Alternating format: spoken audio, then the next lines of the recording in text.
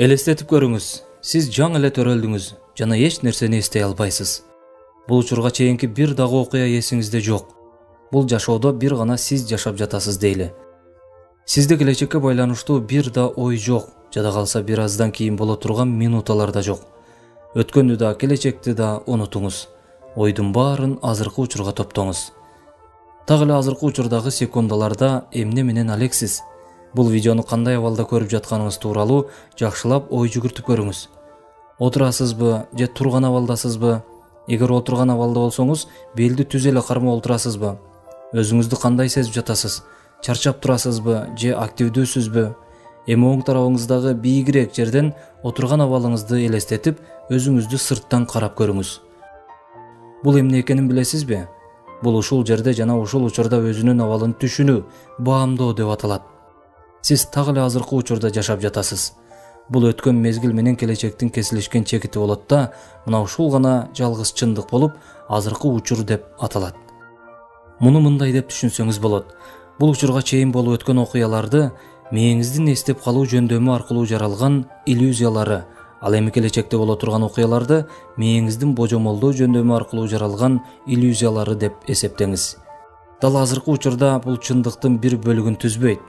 Андыктан болбогон нерсе үчүн өз ойлоруңузду булгабаңыз жана ойлоруңуздун өткөн мезгилге же келечекке карай кетип калуусуна жол бербеңиз.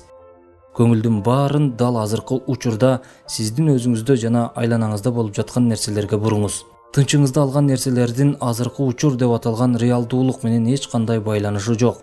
Мурда болуп өткөн окуяларга байланыштуу кайгыруу же келечекте болуп калуусу мүмкүн болгон окуялар жөнүндө божомолдоп, тынчсыздануу бизди курчап турган реалдуулукта жок.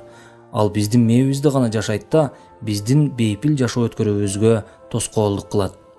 Андыктан күнүнө бир нече жолу ойдун баарын азыркы учурга топтоп, өзүбүздүн учурдагы абалыбызды түшүнүүгө көбүрөөк аракет кылсак, мээбизди ашыкча жүктөрдөн, эмоциялардан арылтып, сезимдерге эмес логикага негизделген чечимдерди кабыл алабыз. Өзүн өзү байкоо аркылуу психикалык эмоционалдык абалыңызды көзөмөлдөөнү адатка айлантыңыз. Дал ушул учурда ички дүйнөмдө эмнелер болуп жатат? Менин абалым тынч элеби? Ушул суроолорду өзүңүзгө көбүрөөк берип туруңуз. Азыркы учур менен жашаганды үйрөнүңүз. Ийгиликке жана максаттарга жетүүнү бакыттын башталышы катары эмес, бакыттын улануусу жана өсүшү катары караңыз. Ийгиликтүү болуу үчүн сизде ар дайым жогорку мотивация, энергия жана акыл эстин тунуктугу болуусу керек. Ал үчүн сиз ушул учурда шайыр, оптимист жана колуңузда бар нерселерге канаат кылган адамдардан болууңуз керек. Азыркы учурда өзүн пессимист, ар дайым нааразы болгон жана бактысыз сезген адам келечекте эч качан ийгиликке жете албайт. Мындай адамдар шайыр жана оптимист болууга үйрөнмөйүнчө ушундай абалы улана берет. Акча бизге кээ бир нерселерге жана кызматтарга жетүү мүмкүнчүлүгүн берет. Бирок түбөлүктүү бакыт алып келе албайт. Болгону убактылуу бакытка жана кубанычка бөлөйт. Ооба, акча жакшы жана кызыктуу жашоо үчүн абдан маанилүү. Бирок азыркы учурда алардын аз өлчөмү бизди бактысыз кылбашы керек. Себеби акыр аягында топтогон акчаңызды баары бир кандайдыр бир өзүңүзгө жаккан сезимдер үчүн сарптайсыз. Мисалы, бир нерсени сатып алууга, саякатка жана башка ушул сыяктуу нерселерге. Өзүн материалдык жетишпестиктен улам бактысыз, алсыз жана ушул сыяктуу көйгөйлөрдөн улам жашоодон чарчадым деп эсептегендерге бир сурообуз бар. Эгер сизге бирөө $1 000 000 сунуштап, бирок анын ордуна сизди 15 жашка картайтып койсо, башкача айтканда, сиздин жашооңуздан 15 жылды алып койсо, макул болот белеңиз. Көпчүлүк адамдар миллион эмес, ондогон миллиондорго да макул болбойт деп ойлойбуз. Анткени жашоо андан кымбат турат.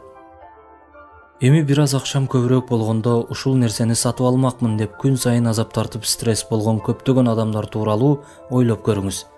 Эгерде ошол каалаган нерселердин баасын бүт өмүрүбүздүн акырына чейин бөлүп эсептей турган болсок, анда ал ашып кетсе 1 же 2 миллион болуп чыгышы мүмкүн.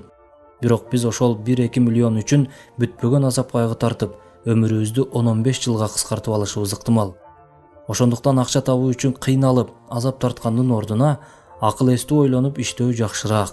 Эгерде биз ден соолуктун, үй бүлөбүздүн жана жакындарыбыздын баалуулугун түшүнүп, өзүбүздү азыркы учурда бай жана бактылуу сезсек, анда тунук акыл эс жана оптимисттик көз караш менен жашоодо көптөгөн ийгиликтерге жете алабыз.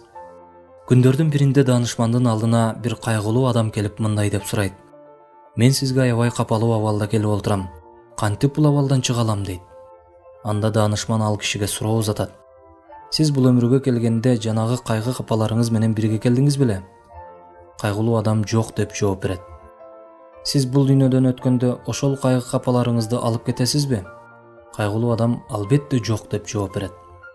Сиз менен бирге келбесе же чогуу кетпесе, андай нерсе сиздин жашооңузду кайгыга салууга татыксыз. Бул жашоо бейиш эмес. Ошондуктан жашоонун иштерине сабырдуу болуңуз. 7 күндүк жашоону ойлоп капаланбаңыз.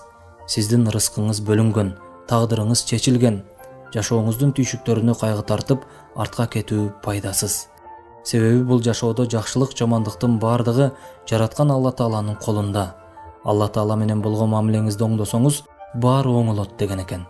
Алла Таала ыйык Куранда эгер шүгүр кылсаңар, силерге көбөйтүп берем деген. Андыктан азыркы учурда колуңузда бар нерселерге шүгүр кылыңыз. Бакыт бул көздөгөн максатка жетүү эмес, ага жетүү жолунда баштан өткөргөн нерселерибиз болуп саналат. Азыркы учуруңузду баалаңыз. Ийгиликке жеткенден кийин андан да бактылуу жашоо кечирүү үчүн өзүңүздү азыркы учурда бактылуу сезиңиз. Бул видеону бөлүшүп жакындарыңызга пайда алып келиңиз. Ийгилик ТВ каналына жазылууну унутпаңыз. Көңүл бурганыңыздар үчүн чоң рахмат.